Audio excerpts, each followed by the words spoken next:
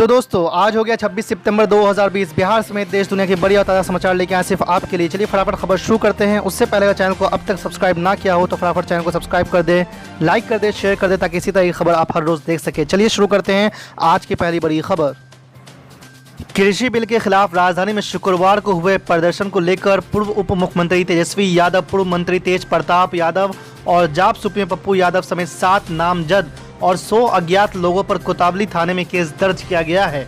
आपको बता दें कि इन पर आरोप है कि बगैर अनुमति इन 3 नेताओं ने प्रदर्शन किया और सड़क पर उतर गए। इस दौरान भीड़ भी जमा हुई। बेली रोड जैसे प्रतिबंधित इलाके में प्रदर्शन किया गया। सभी के ऊपर अलग अलग धाराओं में एफआईआर दर्ज की गई है। दर्ज एफआईआर में बगैर अनुमति के जुलूस निकालने, कोविड-19 प्रतिबंधित इलाके में प्रदर्शन करने सहित अन्य धारे लगाए गए हैं। वहीं इस मामले में किसी भी पार्टी के प्रदर्शनकारियों की गिरफ्तारी की बात से पुलिस ने इनकार किया है। आज की दूसरी बड़ी खबर, सुशांत सिंह राजपूत मौत केस। बॉलीवुड से ड्रग्स कनेक्शन की जांच कर रहे नारकोटिक्स कंट्रोल ब्यूरो की जद में कई बड़ी हस्तियों के नाम आने के बाद हड़कंप मचा हुआ है। आपको बता दें कि जांच एजेंसी लगातार ड्रग्स से जुड़े बॉलीवुड के तार खंगालने में जुटी है कि आखिर ये कितने गहरे हैं। इस बीच महाराष्ट्र की सत्ताधारी पार्टी शिवसेना ने जहां बॉलीवुड का बचाव किया तो वहीं एनसीबी को इस मामले के तार बेपर्दा करने को लेकर कटघरे में भी खड़ा किया है।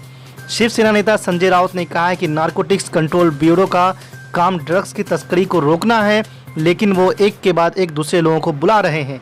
किस क्षेत्र में लत नहीं है, किसी को पैसे का लत है तो किसी को कुछ और चीज़ का। आपको बता दें कि सुशांत सिंह राजपूत मौत केस में उनकी गर्लफ्रेंड रिया चक्रवर्ती और उसके भाई शौविक चक्रवर्ती समेत कई लोगों की गिरफ्तारी के बाद ड्रग्स कनेक्शन करता दीपिका पादुकोण, सारा अली खान, श्रद्धा कपूर समेत अन्य अभिनेत्रियों तक जा पहुंचा है। दीपिका को एनसीबी ने शनिवार को पूछताछ के लिए बुलाया है। आज की तीसरी बड़ी खबर, किसान बिल के खिलाफ देश भर में किसान सड़क पर उतरे आए हैं और उन्हें विपक्ष का पूरा समर्थन मिल रहा है। देश भर में अलग अलग किसान संगठनों ने भारत बंद का आह्वान किया था। किसानों ने प्रदर्शन के दौरान हाईवे और रेल ट्रैक बाधित कर दी है। पंजाब में किसान रेल रोको आंदोलन चला रहा है। किसान सुबह से ही रेल की पटरियों पर बैठकर इस बिल के खिलाफ अपनी नाराजगी जता रहा है। आपको बता दें कि किसान मजदूर संघर्ष समिति ने घोषणा की है कि वो पंजाब में अपने रेल रोको आंदोलन को 3 कृषि बिलों के खिलाफ 29 सितंबर तक बढ़ा रही है। आंदोलन गुरुवार को शुरू हुआ था, जिससे रेलवे अधिकारियों को राज्य में विशेष यात्री ट्रेनों के संचालन को निलंबित करने के लिए मजबूर होना पड़ा था। आपको बता दें कि इस आंदोलन का असर सबसे ज़्यादा हरियाणा, पंजाब और ख़ास तौर से पश्चिम बंगाल में देखने को मिल सकता है। इसके अलावा अन्य राज्यों के साथ राजनीतिक दल भी विधेयक के विरोध में सड़कों पर उतरने के लिए तैयार है। किसान मजदूर संघर्ष समिति के महासचिव ने सरकार पर हमला बोलते हुए आंदोलन को लंबे समय चलने की बात कही है। उन्होंने कहा है कि सरकार के हमसे बातचीत ना करने, इस आंदोलन को महत्व ना देने से लगता है कि आंदोलन लंबा चलेगा। आज की चौथी बड़ी खबर, भारत ने तुर्की के राष्ट्रपति एर्दोगान द्वारा यूनाइटेड नेशनल जनरल असेंबली में दिए भाषण के दौरान कश्मीर को लेकर दिए बयान पर कड़ी प्रतिक्रिया दी है। संयुक्त राष्ट्र में भारतीय राजदूत टीएस त्रिमूर्ति ने कहा है कि भारत के आंतरिक मामलों में हस्तक्षेप पूरी तरह से अस्वीकार्य है। टीएस त्रिमूर्ति ने एक ट्वीट में कहा है कि हमने जम्मू और कश्मीर पर तुर्की के राष्ट्रपति एर्दोगान की टिप्पणी देखी। वो भारत के आंतरिक मामलों में हस्तक्षेप कर रहे हैं, ये पूरी तरह से अस्वीकार है। आगे लिखा है कि तुर्की को अन्य देशों की संप्रभुता का सम्मान करना सीखना चाहिए और अपनी नीतियों और अधिक गहराई से प्रतिबंधित करना चाहिए। आपको बता दें कि तुर्की के राष्ट्रपति ने कहा था कि कश्मीर अभी भी एक ज्वलंत मुद्दा है और जम्मू कश्मीर को विशेष स्थिति का उन्मूलन के लिए उठाए गए कदमों ने समस्याओं को और ज़्यादा जटिल बना दिया है। उन्होंने ये मांग किया है संयुक्त राष्ट्र के प्रस्ताव के ढांचे के भीतर इस मुद्दे को हल करना चाहिए। आपको बता दें कि हालांकि यह पहली बार नहीं है जब तुर्की के राष्ट्रपति ने कश्मीर को लेकर टिप्पणी की है। आज की पांचवी बड़ी खबर, सीमांचल के रास्ते बिहार में पहली बार किशनगंज सीट जीतकर अपनी मौजूदगी दर्ज कराने वाले एआईएमआईएम ने इस बार के चुनाव को काफ़ी दिलचस्प बना दिया है। जी आपको बता दें कि उत्तर बिहार के यादव नेता देवेंद्र प्रसाद यादव की पार्टी के साथ तालमेल कर असदुद्दीन ओवैसी ने अपने साथ यादव मतदाताओं को भी गोलबंद करने की कोशिश की है। पिछले चुनाव में एआईएमआईएम ने सीमांचल की 6 सीटों पर चुनाव लड़ा था, लेकिन एक भी सीट पर जीत नहीं हुई थी। 5 सीट पर जमानत भी जब्त हो गई थी। इसके बाद किशनगंज विधायक डॉक्टर जावेद के सांसद बन जाने के बाद इस सीट पर उपचुनाव हुआ तो एआईएमआईएम की कमरुल हुदा ने जीत दर्ज की। इस जीत के बाद एआईएमआईएम का हौसला काफ़ी बुलंद है। ये आपको बता दें कि राजनीतिक जानकारों की माने तो इस बार एआईएमआईएम की मौजूदगी में कई सीटों पर नए समीकरण बनना तय है। हालांकि हाल ही के दिनों में अपने अपने क्षेत्र के कई दिग्गजों का मीम में शामिल होना भी ये बात बताने के लिए काफ़ी है कि सीमांचल के 4 जिलों की कई सीटों पर मुकाबला काफ़ी दिलचस्प होने वाला है। आज की छठी बड़ी खबर पीस पार्टी के नेता शादाब चौहान ने किसानों के मुद्दे को लेकर केंद्र सरकार पर साधा है निशाना।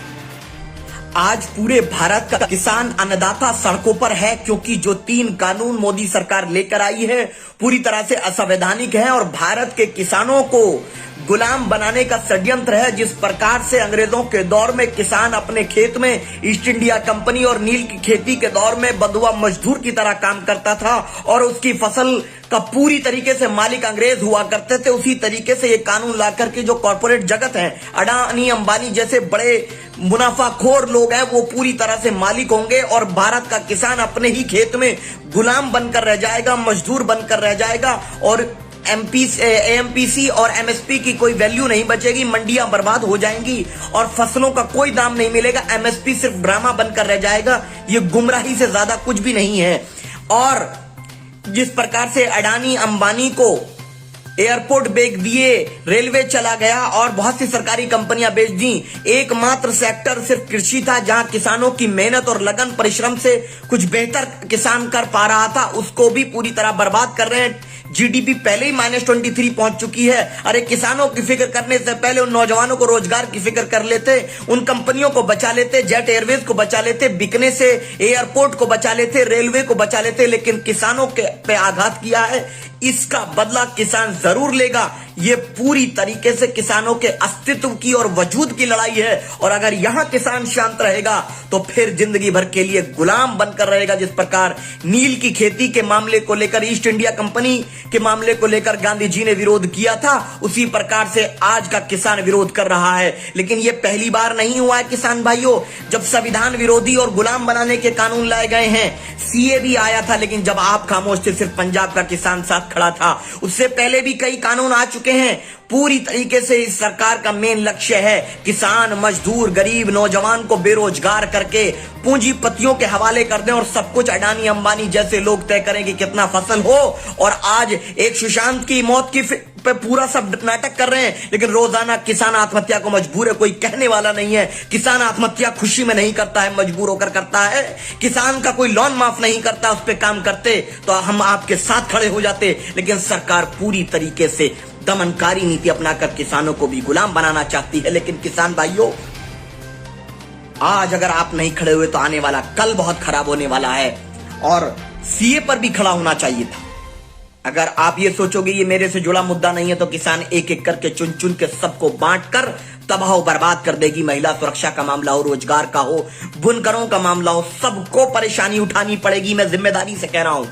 इसीलिए आज हम सब लोग किसानों की इस लड़ाई में भागीदार हैं और उम्मीद करते हैं कि जब देश के अल्पसंख्यकों पर जुल्म होगा, मुसलमानों पे जुल्म होगा, दलितों पे जुल्म होगा, गुज्जरों पर जुल्म होगा, जाट पर जुल्म होगा, सैनी, पाल, निषाद, मौर्य पर जुल्म होगा, तो किसान भाई भी जैसे आज हम सब लोग खड़े हैं साथ मिलकर के उनकी लड़ाई लड़ेंगे। क्योंकि लोकतंत्र को बचाना है, संविधान को बचाना है, भारत की इकोनॉमी को बर्बाद होने से बचाना है, देश को दोबारा गुलाम बनने से बचाना है, किसानों के फसलों के दाम उनको दिलवाने हैं, नौजवानों को रोजगार दिलवाना है, महिलाओं की सुरक्षा दिलानी है और देश के सबसे बड़े अल्पसंख्यक जो कहे जाते हैं मुसलमान जो इस भारत का नागरिक है उसकी एहतराम को बचाना है। गुज्जर समाज और जाट जो आर्मी में और पुलिस में सबसे ज्यादा होता है, अगर उनके एनकाउंटर्स को बचाना है, अगर निषाद समाज, मछुआरा समाज, मल्ला समाज और मौर्य बुनकर समाज को उनके सम्मान दिलाना है,